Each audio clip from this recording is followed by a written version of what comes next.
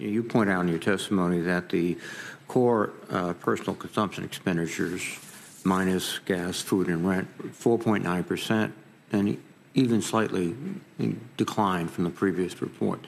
So that leaves the real culprits, gas, food, and rent. First, the issue of gas price inflation is a global phenomenon. Is that correct? Yes, gas prices are a function of oil prices to a significant extent, and then the refining spread as well.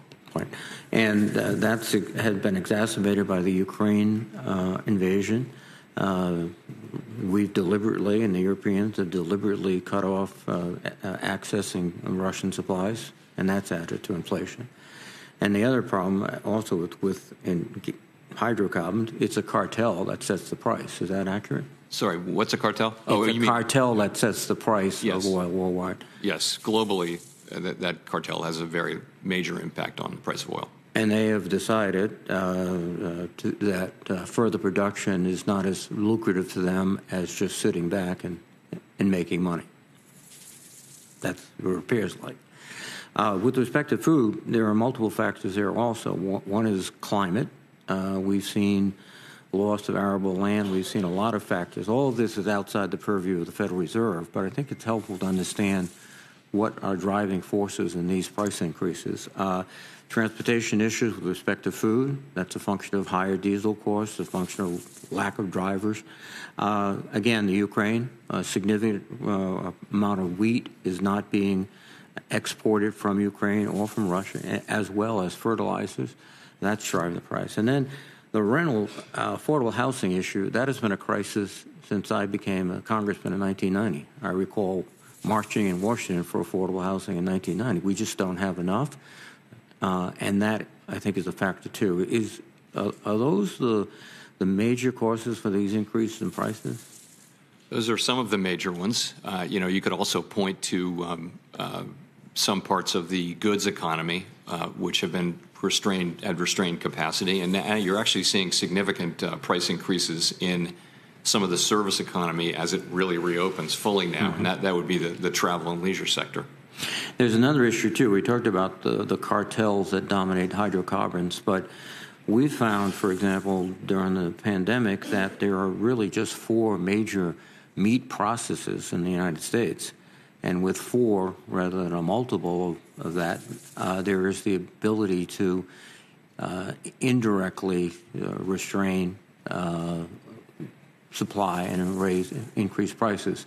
In fact, some of my colleagues, particularly in the House, have been talking about the antitrust aspects of some of these price increases. Is that a plausible ingredient to the problem, too? So I think that's really a matter for the competition authorities, not for us. But sure, I think broadly speaking, our economy is very competitive. There will be some industries where that's less so the case.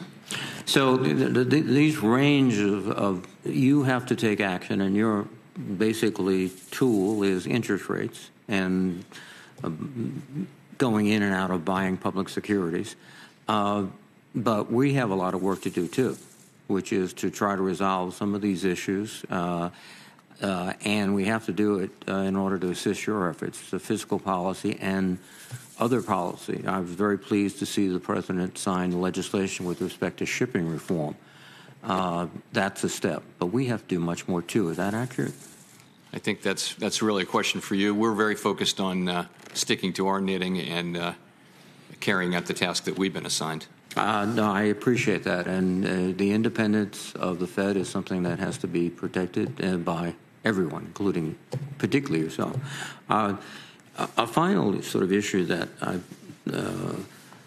thinking of, we're at a tremendous, I think, turning point in our economy. Factors that 10, 15 years ago were not active, things like social media, et cetera. But one other factor, too, with respect to hydrocarbons is perhaps the companies are either unconsciously or consciously limiting investment because they're anticipating an electrified power supply, electric cars, electric everything. Is that something that the Fed is looking at? I think that is certainly, if you pick up the annual report of any of the big oil companies, you'll see that is something that is happening. And it's a rational economic response to expectations about where future policy is headed. No, I think there are so many factors here, but I think it's good to get some of them on the table. And thank you very much, Mr. Chairman.